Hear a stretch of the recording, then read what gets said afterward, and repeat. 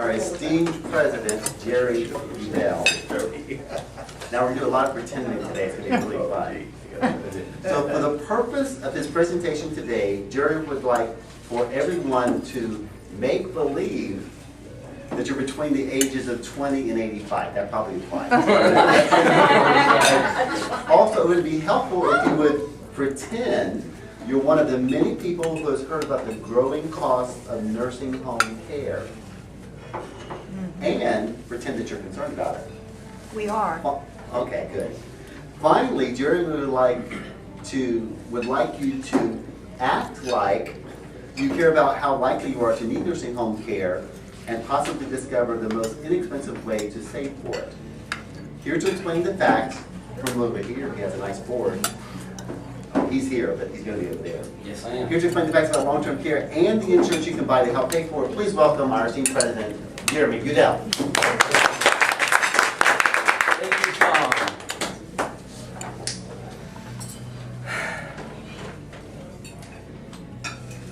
Those 80-year-old neighbors whose beautiful house has begun to fall into disrepair and may not even be safe anymore. You know it's not because they're lackadaisical.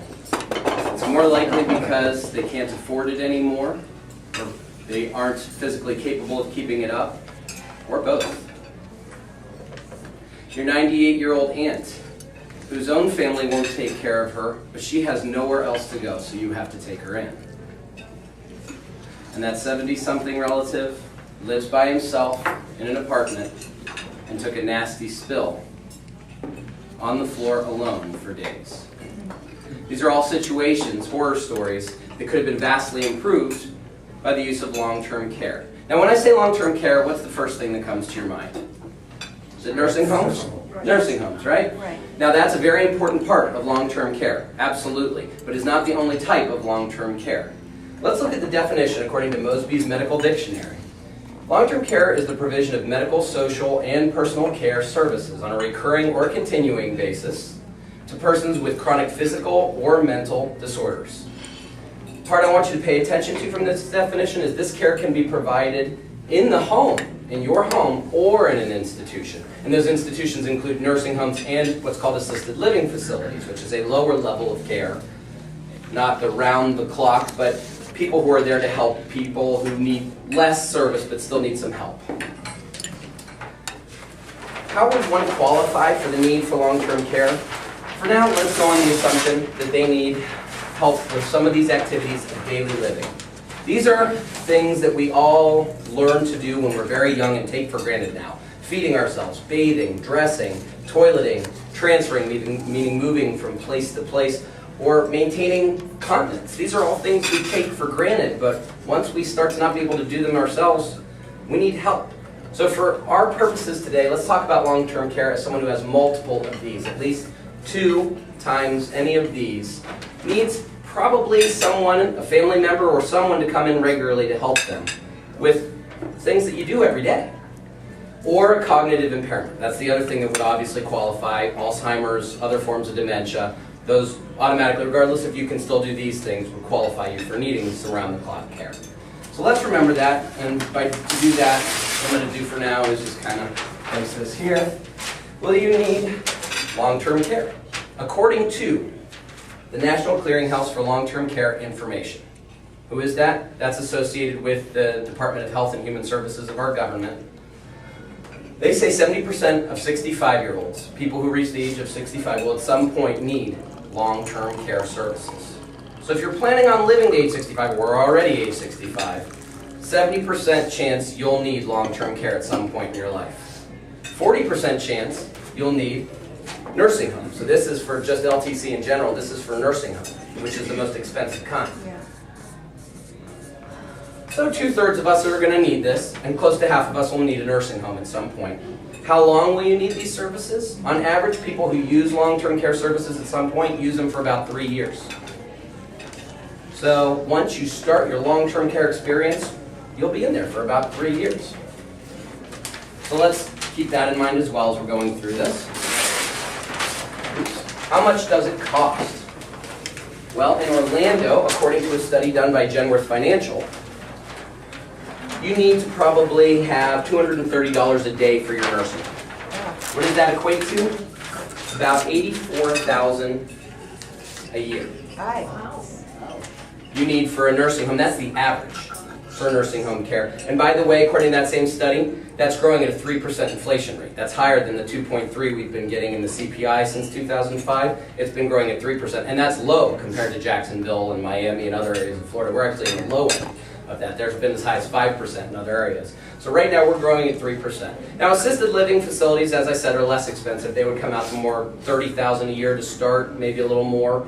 But as you add services to that, that would also go up. So somewhere between as much as 100 for a high-end one and as low as maybe 30, but that's kind of the range, and the average being for a nursing home, $84,000 a year in the Orlando area. So that's what it costs. Who's going to pay for it? A lot of people think their Medicare is going to pay for their long-term care, and that's true in certain situations. I'm fighting my thing here, as you can see, but I don't really care. I'm having fun. I hope you guys are too. Medicare's going to pay for it only if you've had a hospital stay. Something to be very aware of. If you haven't had a hospital stay but you need long-term care, Medicare's not going to cover it. They'll cover 100 days if you did have a hospital stay of 3 days and 3 nights or more. After that, you're on your own. How about Medicaid? Medicaid will pay for it as long as you don't have a whole lot of other assets. If Bob needed long-term care, Kathy, your husband needed long-term care, you could have your family home, about $82,000 of other assets total, and live on $2,000 or less of income a month. It's not a great place to be. It sounds like it's not too bad, but believe it or not, $82,000 and $2,000 a month won't carry you in a very nice lifestyle, that's for sure. So Medicaid really does call for extenuating financial circumstances, and to get there it means you probably had to spend down all your other assets paying for things. Also, the level of care you'll get at a Medicaid facility, not the highest level of facilities don't usually have Medicaid beds, because Medicaid only pays about half of what those facilities call for. So they don't like to have those Medicaid beds, so you're lucky if you have one. So more likely than not, you're going to end up paying for a lot of this care. So how are you going to fund it? You can save for it, which, as I said, $84,000 a year times 3 is about $250,000 in today's dollars you need to come up with. Or you could buy long-term care insurance. What does that cost? Well, let's say you want to buy, as we were talking about here, you need $230 a day, growing at 3%. So if you want that, you want a $230 a day benefit per day, growing at 3% because you want to make sure it stays in today's dollars, right? Because that number's growing. If you bought $230 and you didn't grow it, it would not be near enough by the time you got to your time for most people. And you also wanted it to last for that average of 3 years. If you wanted that benefit, a 30-year-old would have to pay about $120 a month. A 50-year-old would have to pay about $160 a month. And a 70-year-old is going to pay about $500 a month. It's not cheap, but believe it or not, the rate of return for that amount of info you're getting, for that amount of benefit you're getting, is actually pretty good. We're talking about 8% rate of return at the low end. Finally, I'd like to leave you with this thought. Which mistake would you rather make? If you buy it and don't need it, you spent about $90,000 maybe. If you don't buy and don't need it, you win. If you buy it and need it, you're covered, which is great for $250,000 or more. And you don't buy and you need it, well, that's kind of the horror story that we talked about at the beginning. Now I'd like to move into my question and answer session. I'm kind of curious about the level of assets that you're allowed to keep should a parental unit need to be on Medicaid. I heard the number 82,000. 82,000 is what that parent could the keep. Surviving or the non.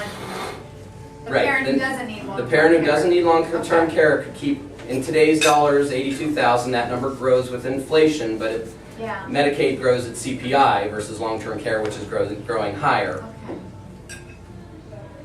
Bob? What happens if somebody is still paying the premium and has one of these horrible accidents? And will the payment still be made by the company, or? What happens is there's an elimination period of about 90 days where you still have to pay your premiums. After that time, they will refund those premiums that you paid because you were actually in the qualification period. And then they will also start paying all of your expenses from that point on. You have to cover your first 30 days, plus you keep paying premiums, but as I said, those premiums get credited back to you as long as you were qualified the entire time. Yes, Jim? What's the length of time it usually runs? Some people go in for a year or 3 years, other people have strokes and are in there for 10 or 15 years. About 20% of the time, you need it more than 5 years when you're in a long-term care facility. As I said, the average is about 3. For men, it's about actually 2.2. For women, it's more like 3.7. But the average for all people is about 3 years. That once you go into a long-term care facility, when you're in an actual facility, now on the other hand, it's more like a year or less. But a lot of people are using home care. And home care has also got its own expenses associated with it. So you're talking about, in Orlando, about $19 an hour for a qualified Medicaid person to come in and look at you, or Medicare professional to come in and look at you, and those have their own expenses associated with them as well. So at what point does the insurance expire? What's the length of time? Oh, once you've exhausted your pool. If you bought that 3-year policy I was talking You buy it about, for a certain it would amount, right? it would exhaust either when you've spent that whole benefit for the full 3 years, or when you've exhausted that financial benefit. So you have a pool of money you can use. So it's a finite. Pool of You're money. signing up, through Mhm. the insurance, you're signing up for a finite amount of benefit. Right, now, Okay. there are unlimited benefits available, but they're way more Yeah, expensive I'm than what sure. I quoted you.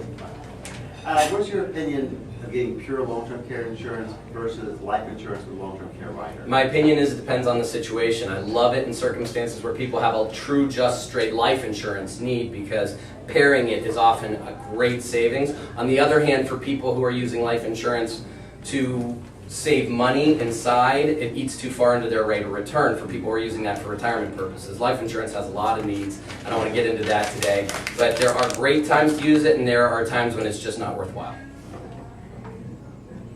How's this going to change with healthcare reform?